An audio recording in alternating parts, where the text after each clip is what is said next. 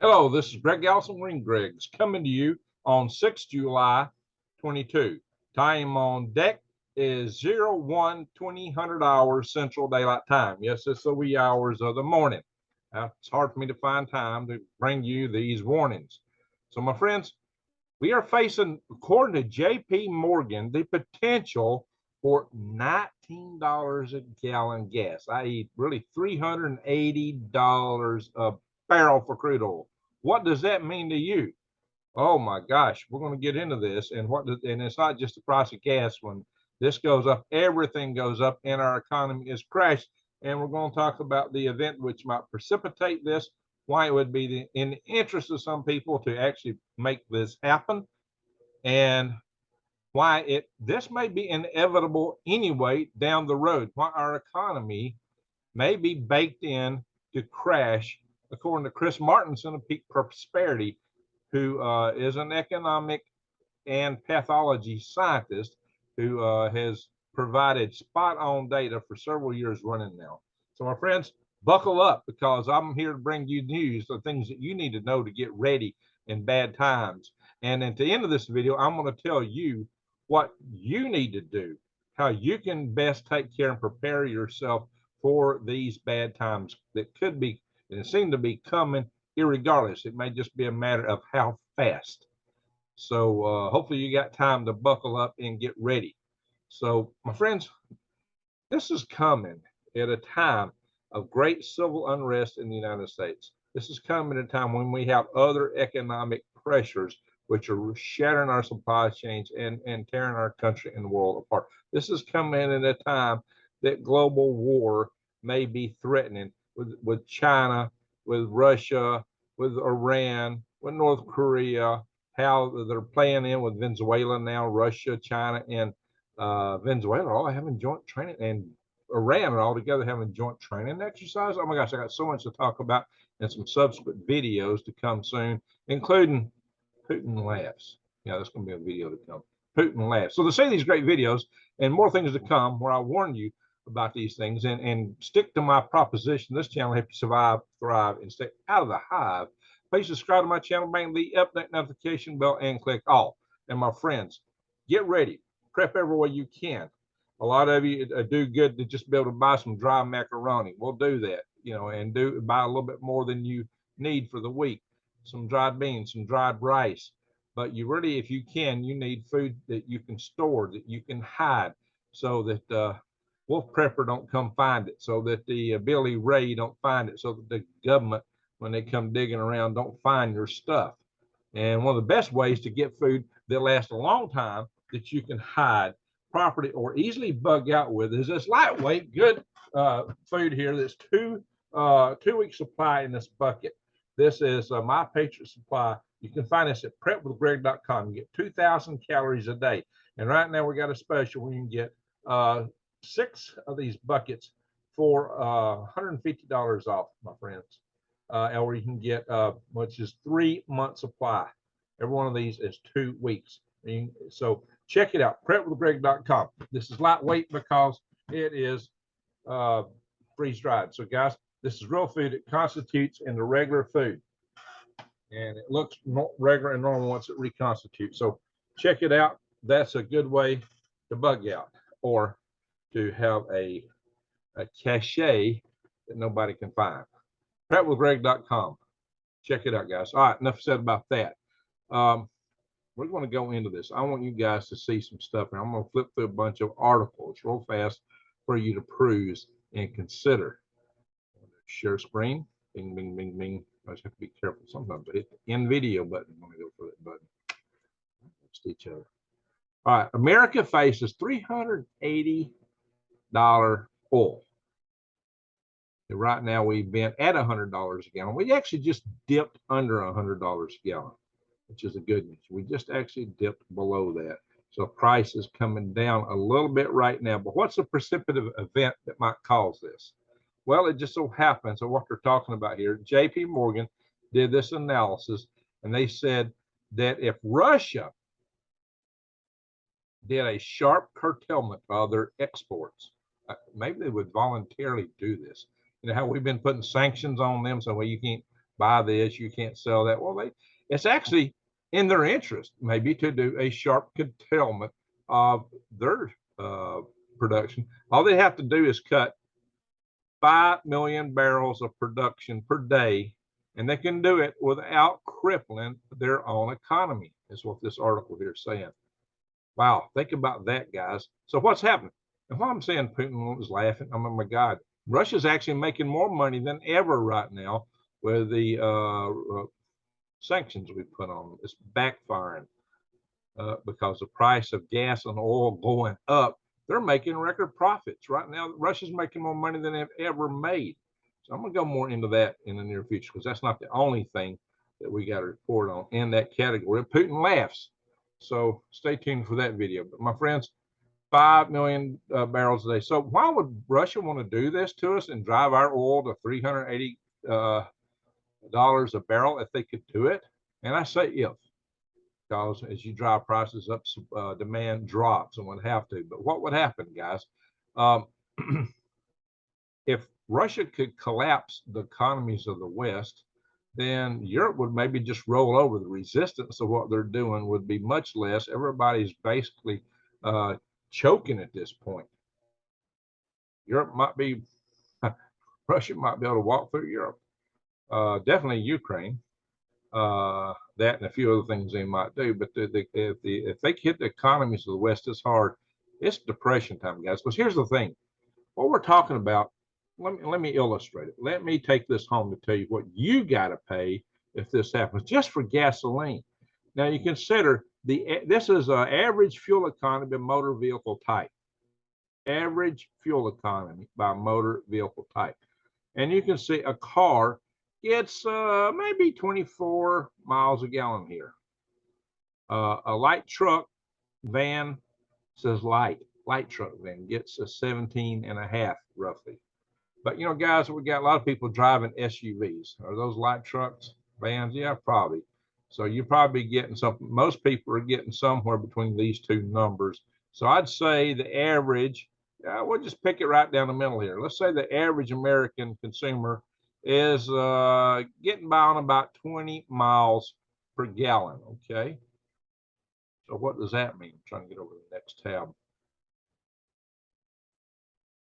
There we go. How far does the average commuter drive? The average commuter in the United States, according to this, drives 16 miles to work. To work. Well, I don't know if that's to work. It says each way. That's a little bit ambiguous. I drive 19 miles. People in California, other places, drive much further. So let's say, I don't know if this is, you know, how you read this chart. 30 minutes a day. I saw another, this is claiming you're driving 30 minutes a day. I saw another article that says the average American's driving an hour a day. The average drive time is an hour a day. So I'm not sure that this article is absolutely correct. But let's just say that it is, that's the to work mileage, 16 miles to work. If you're driving 16 miles to work, we'll do the math. I'm going to pull up the calculator. And let's say if you're driving 16 miles to work, and you know, hey, you're probably doing some side runs, right? Well, that's to work times 2 for going back home is 32 miles. Let's say you're running side errands. You got to drive off a couple miles off the road because you got to go pick up X, Y, or Z. Maybe you got to take the kids to the daycare. Let's assume that all that's close by. So plus, you know, 2 miles, that gets you to 34 miles. And so if you're driving 5 days a week times 5, that gets you to 170 miles. Now, 170 miles is not really that much for driving a week. I know I drive more than that, even after I've stopped driving, but a couple of days because I'm running a lot of errands. I put over 20,000 miles a year on my car. When I was living in town, close to work, I was putting 10,000 miles. So give you a comparison, 170 miles. Let's say you drive another 30 miles. So you're talking about 34 miles a day just for going to work base. Let's say you drive another 30 miles on weekends, doing whatever you do, running errands. So that puts you driving maybe like one day. instead of 2. So we'll say plus 30. That gets us a nice round number of 200 miles per week. So if you're driving 200 miles per week, well, what's that per year? So times 52 weeks in the year. That's 10,400 miles per year. Like I said, that's the least I've ever drove. When I lived in town close to work, I was putting 10,000 miles on my vehicles every year. Just me. I do put 20,000 a year on vehicles now, even with me not working but a couple of days a week. So I'm putting a lot of mileage on still. Well, it might be more like 15 now. It's dropped a little bit, but not much because I run a lot of errands. So let's say you're driving 10,000 miles, and the average mileage is 20 miles per gallon. So that would say if I divide that by 20, 10,400, that says you got to consume 520 gallons of fuel per. I'll stop the share just because you can see me talking. Hang on, guys. That means you're consuming 520 gallons of gas per year. Now, 520, let's hang on, guys. 520 per year. What's that do? Well, what's it cost you if it's $380 a gallon? Well, if you put $5 over 100 gallons, $100 per barrel for crude oil, $5 per gas, ratio and proportions, what we're doing here, 5 over 100, and you put X over 380 and solve for X. Any mathematician knows this is simple ratio and proportions. It works. The number you get is $19 per gallon. Now, some people were paying a lot more than $5 a gallon. Some people were paying a little bit less when it was $100. Now we've been dropping. Gas prices have been dropping recently, but that don't mean that they won't go back up and won't go up considerably, especially if Russia decides to act on this, or eventually when other things come into play, which are probably likely to happen in not too many years down the road. So you need to get ready for this, guys. So this is why you need to listen. So 520 times 19. Imagine going to the pump and paying $19 a gallon. That's $9,880 per year. Like I said, when I lived in town, this was over 20 years ago. I've been here where I'm at now for 21 years. But when I lived in town, I was getting 10,000 miles on my vehicle every year. That's $10,000 roughly. Can you afford now? That will be considerably more than you're paying right now on the same. We're talking about 4 to 5 times more for fuel. That's almost $20 a gallon. And if you're paying $5 a gallon and you go to 20, which could easily happen, you're paying quite a bit more. That's 5 times more. 4 times 5 is 20. Imagine if you're paying 5 times more for your fuel, 4 times more for your fuel, even twice as much would be devastating. 3 times as much, $10,000 a year for fuel. What are you going to have to give up? Oh, but it's not just fuel costs you're going to pay for. See, this is what you got to work. It's not just fuel cost. Look at all the plastics around you in the world. I mean, plastics are everywhere in your screens, on your keypads, your computers, a lot of chassis, and all of them are metal. This printer over here, chassis, the bottles you get, the packaging, everything comes packaged in plastic. Plastics are everywhere in our society and our life. But not only plastics, but chemicals go into all kinds of things, including our medicines. Chemicals go into tons of products.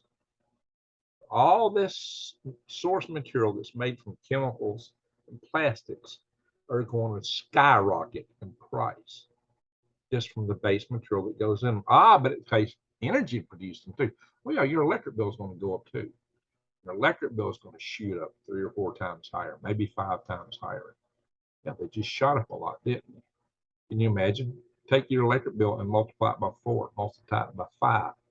Then you look at the food. Food. What's food made out of?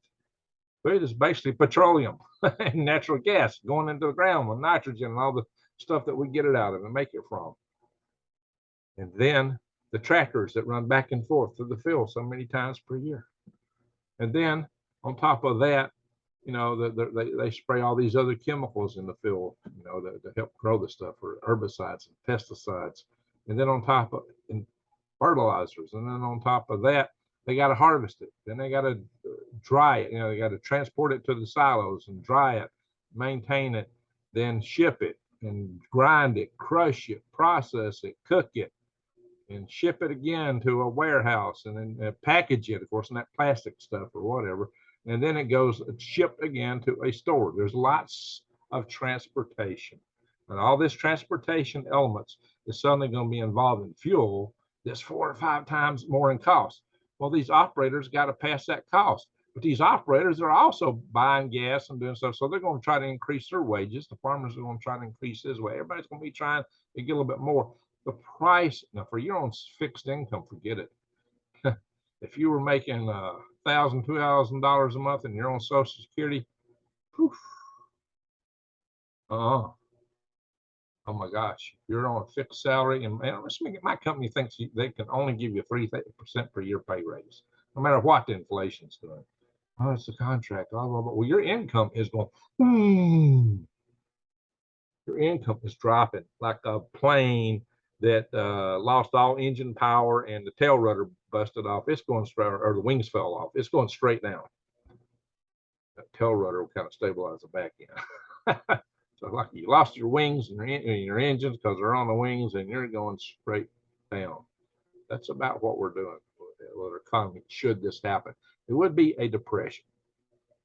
It would be a Great Depression. It would be a very ugly Great Depression, because in the last Great Depression, almost everybody lived on a farm, grew their own food. Almost everybody grew their own food, completely what they needed to eat, not just a little bit, like a lot of people do today. They grew it all. They were self-sufficient. They knew how to survive in these times. And they had horses and wagons. They didn't have cars and tractors. And my parents grew up in houses, until the 50s, or late 40s. They didn't even have electricity. They got their water from a well. You hand cranked it and pulled it up. I mean, we live in a different world today than the last Great Depression. It's going to be devastating, ugly if we hit this. And we're not talking recession. We're talking huge depression. It's going to be an economic train wreck. If Russia can precipitate this while they're making money hand over fist, and in the backdrop of a conflict with the West, they don't need the mucus to wipe us out. Just ratchet, turn the faucet, turn the spigot down a little bit. 5 million barrels a day less. Of course, that means demand will drop, but still costs are up, and you're not doing as much. So what are you going to give up when the price of everything you buy costs 4 times and 5 times as much? Well, you're going to buy almost nothing. You'll struggle to pay your rent, your utility bill, and to put some kind of food on your table. Yeah, this is why you need to grow a garden. This is why you need to learn about wild edibles. I got tons of videos on wild edibles. I got videos telling you how to grow a garden. Nobody wants to watch this stuff. Time to start watching, guys. And also check out my link to True Leaf Market. You need seeds. You need the kind of seeds you can plant the same thing back over again, because seed companies may go bankrupt. Everybody, well, probably not, but there may be scarcity in supply, and if the grid goes down, oh yeah, we got to go back on a future video and talk about this stuff with Venezuela, that Russia and China are doing in Iran, why it might be in Russia's interest to take their grid down. And you should see my videos. I've done several videos with Dr. Peter Vincent Price. Several. We talk about these things, among others, and why Russia considers an EMP a non-nuclear event. Well, they consider that to be electronic warfare, like cyber warfare, hacking. Why it would be in their interest maybe to do something like that, and what it would do to us. And, I mean, I got so much to cover there, guys. All right, we're going to go back in these charts, but look, we're talking about a full-scale economic crash. But even Russia don't do this. Chris Martin says it's coming anyway. It just might take a little longer. And let's hope it takes a little longer. Let's hope we got time to adjust. Let's hope our nation has time to figure something out, to do something. to get us in a better position. But oh yeah, I'm hearing, oh, we got solar, we got this, we got that. No, you just buckle up, Buttercup. We're going to go back into this. All right, hang on. Ding, ding, ding. I got to share again. All right, yeah, we already covered that chart. I hate saying they're trying. That's what I record in. Oh yeah, look, natural gas source to 700%. We already got costs going way up. It's not just gas, gasoline, crude oil. Natural gas is zooming in price because that's what Europe is using. That's going back into our fertilizers, guys. I did see my food 911. You know, I talked about how fertilizer costs have tripled. Forget tripling. Well, if it's just gone up 700%, oh my gosh, guys. Oh, yeah, okay. So they're trying to make it look good. Oh, look, it's dropped for 21 days in a row. Everything is wonderful. Gas prices have been dropping. It's still twice as much as I was paying 2 years ago. So don't take too much credit over this. And, you know, it just went down a little bit. Okay, guys, but the problem is it can go up a lot more. This is kind of what it's done. Yeah, we fortunately we've had crude oil drop below the $100 a barrel mark right here. This is what's helping us. This is the recent decline in prices. Actually, all of this is decline. This is what it was talking about in that article. We've had some drop in the price of crude oil. But if Russia turns down the spigot, according to JP Morgan, let me qualify that. Don't, you know, this isn't Greg Allison saying it's going to happen, but according to JP Morgan, what that would amount to is $19 a gallon, roughly for most people. $20 a gallon, maybe. You know, we're going to maybe talking about $14 to $15 to $25 a gallon. Who knows?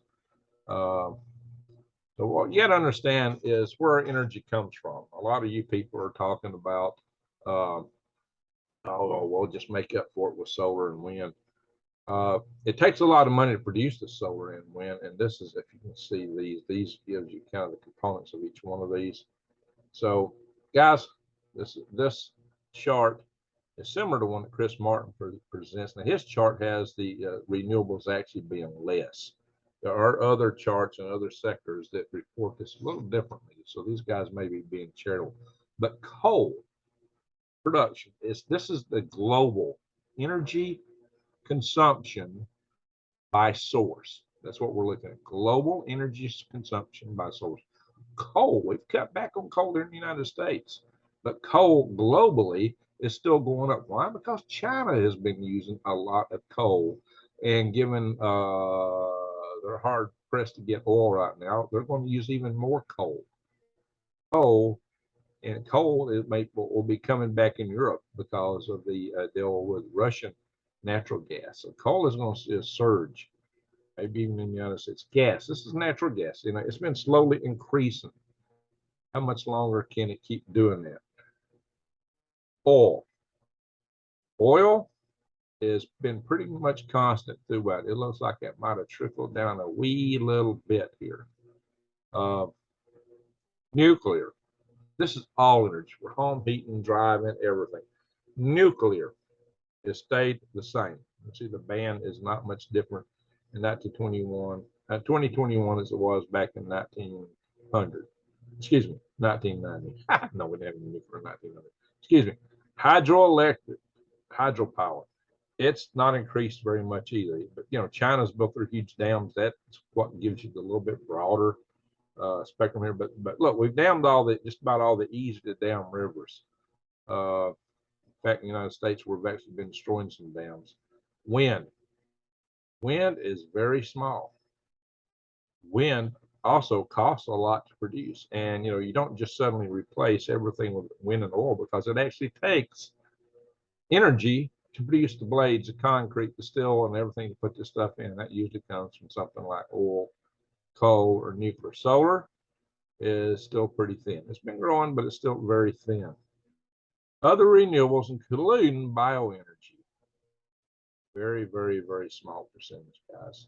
So these are essentially, you know, according to some, this all adds up to essentially nothing. You know, it's fair, and we've been putting a lot of money in the development of these energy sources. quite a lot has been put into that, yet their production has been nearly nothing. And see, the switching over to these renewable energy sources actually caused major problems in Texas and right now in Germany and some other countries, Europe. It's not worked out. It's been a catastrophe. And California is not doing too well, by the way, when it comes to energy reliability of the electric grid, electric brownouts. This is my Chris Martinson on Peak Prosperity. I highly encourage you to watch his channel. He's got a lot of good stuff on here. But he said this one chart, and this chart is what he's trying to use to explain economic collapse, guys. You should watch this video. He goes into more depth of why we got an economic collapse baked in. He doesn't even get into the failure of the petrodollar, I don't think, in here, or we may be going. But this chart runs like this. And the correlation is all the countries in the world, their GDP on one axis, and oil production on the other action, or other consumption of oil. And what this chart shows is that a nation's GDP directly correlates with their consumption of oil, petroleum. Yeah, I'd have a bad feeling too if I saw all that. So guys, this is what he's telling us there. I just want y'all to see that and go check it out for yourself. Here's more background on some of the energy. Yeah, this is a EA projects increased world energy use. So this is done in 2015. They were projecting coal to go down. Well, that's not been the case, especially with China being involved. That's not at all been the case. Renewables has not increased to this degree. Nowhere close to it. So this is a 2015 snapshot, what they thought was going to happen in 2015. And it's not happened. In fact, Germany went all in on the green energy. Man, they spent a fortune. Now their whole economy is on the brink of collapse because of it. Green energy has been a catastrophe from Germany. Now, if you watch guys like Zion with his geopolitical channel, he tells you that, hey, most countries, especially in Europe, you can't make wind energy or solar work, especially solar. And solar works great in American West, Southwest, but most of the country it's not, not viable, and wind is only really viable in the plains in terms of how much energy you get. And a lot of people are projecting, oh, we'll do good on shale oil. Shale oil is great. We're going to have 800 billion barrels of shale oil, and at 20 million barrels per day. This is where I was coming from previously, like just a couple of days ago, when I was thinking that shale oil would carry us through, that we're currently a net energy producer, but we've cut back on our production a lot. So my estimate was that we'd be okay with shale oil. The fracking, is certainly controversial. It makes a mess, but there is energy available. There might even be other things that we could do. With shale oil seem to be our get out of jail free card to keep America running for some time. But there is more than one out there saying, no, wrong answer. This was an over-optimistic estimation made by the government. The U.S. is counting on a long-term abundance of oil and natural gas. And Chris Martinson also covered this, and he showed that the production of oil used to be something like the energy, the cost you had to put in, what the price you got back for the cost you put in gave you 100-to-1 return, like a century ago. But today, you only get a 2-for-1 return because it costs so much money to produce, and it's costing increasing more and more money to produce this energy. Not only that, but the actual reserves are dropping fast. Very fast. I mean, Chris Martinson was showing charts that made it look would be totally out of shale oil in just a handful of years. I mean, a very few years, far from the 400 years presented. And that's more or less what this study seems to be pointing out. The reality, this is shalebubble.org. The reality is that the government's long-term forecasts, the ones that everyone is relying on for our energy policy plan, are extremely optimistic. Extremely optimistic, guys.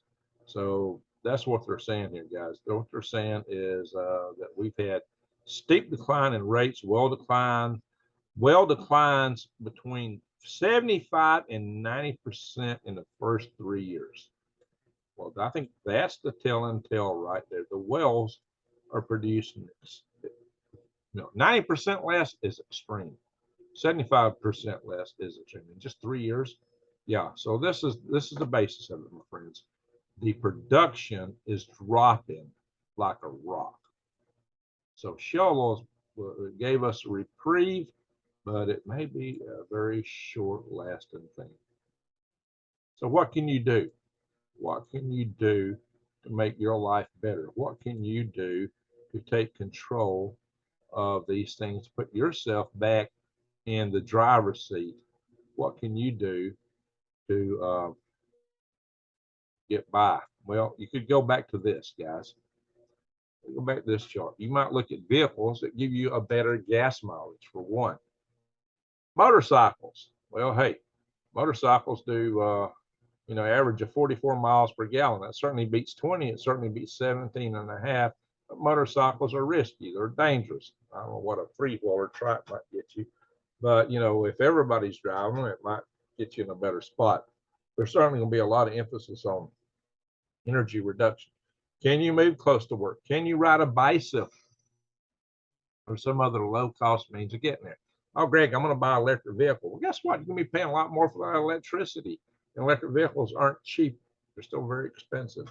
So, electric vehicles are not a get out of jail free card. And with our overtaxed electric grid, I'm thinking as more of the country electrifies their vehicles, we're just pulling more down from the grid.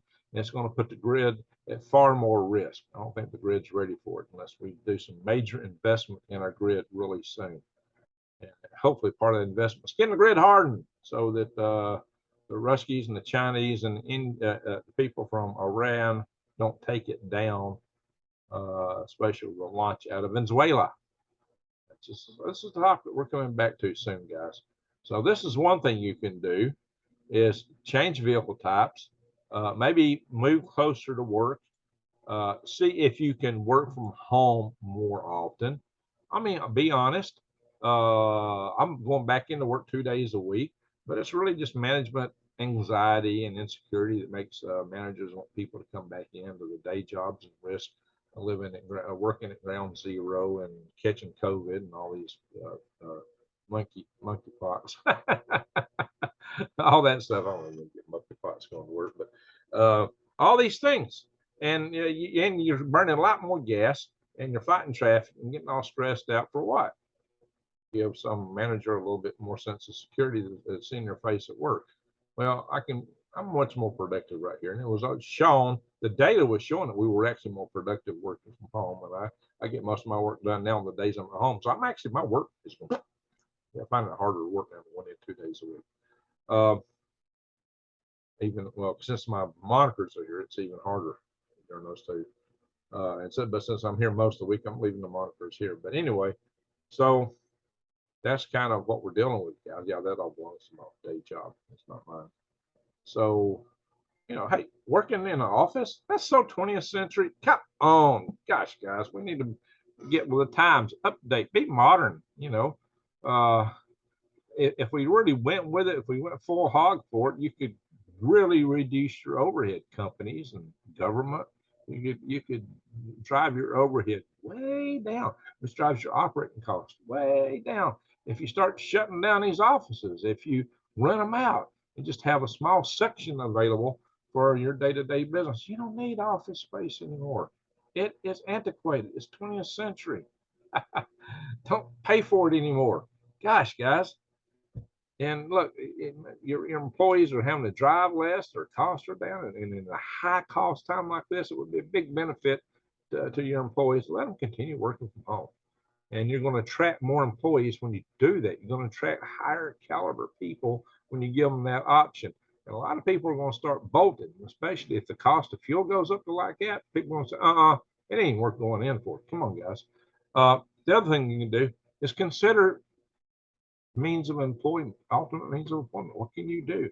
Can you work from home through other online businesses, at-home businesses? Start a worm farm, market garden, grow mushrooms, microgreens. I'll go more on all that stuff in the future, guys. I did some stuff on doing your own worm farms. Yeah, I'll be selling worms probably. It's going to be about a month now. I thought I was going to be doing it already, but my hard hands have been really slow to get my one bed set up. And I'm just not quite there yet. We're almost up. We're almost there. So I will be selling worms. Just give me a little more time. I have put a huge investment in this, so I really got to make it back. But guys, there are a lot of things that you can do. Maybe a YouTube channel. But don't talk about things like this. YouTube hates these kind of shows. Holy smoke, they do on our heads all the time. It's really hard to make anything covering topics like this. I mean, you'd be better off going around and picking up bottle caps and trying to sell them, I think, than trying to make money off YouTube. If you're covering prepping or politics or something like that, I don't know. Some channels do great. I don't know how they do it, but that's another story. Friends, so that's what you need to know. There are things you can do. Grow your own food. How many times I tell you, grow your own food. Grow your own food. And grow your own food. And one other thing to do is grow your own food. You might even grow some of your own energy, or have biofuels or something like that. Go get the fry grease from the companies in the kitchens and put it in a diesel vehicle.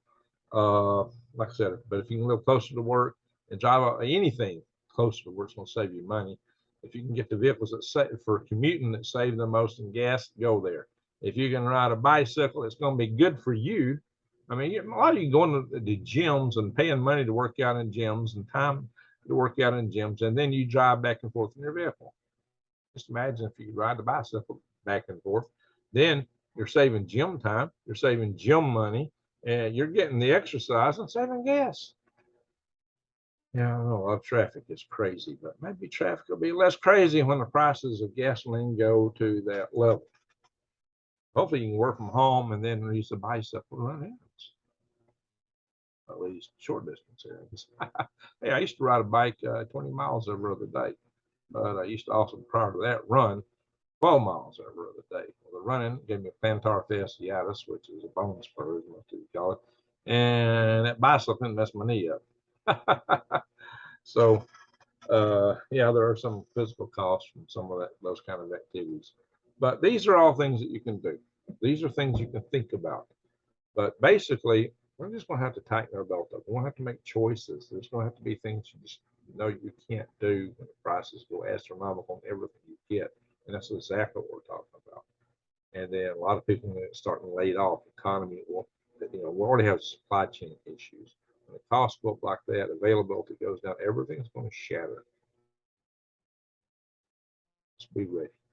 You're basically prepping like you're prepping for the end of times. Might be a biblical end of times, but guess what? There'll still be people surviving. There'll be people getting through these times, and you will get through them if you pay attention. If you keep your nose clean and get right with your maker, though, because it's not going to be easy. It's tough times ahead, very tough times. But you can prepare. Take care of yourself. Take care of your family more than anything. Your family comes first. Your family is your first tribe.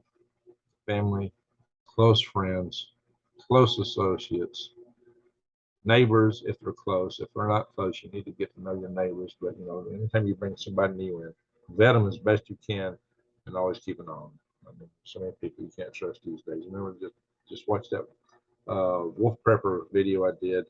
The video I did much earlier about Johnny, Billy Ray, and a few other videos. Guys, my friends, this is all I'm going to cover tonight on this. I've gone a little bit longer than I meant to. Just be aware, prepare. Because I fully believe that in the end, we win. With that, I'm going to say thank you for watching, and Greg out.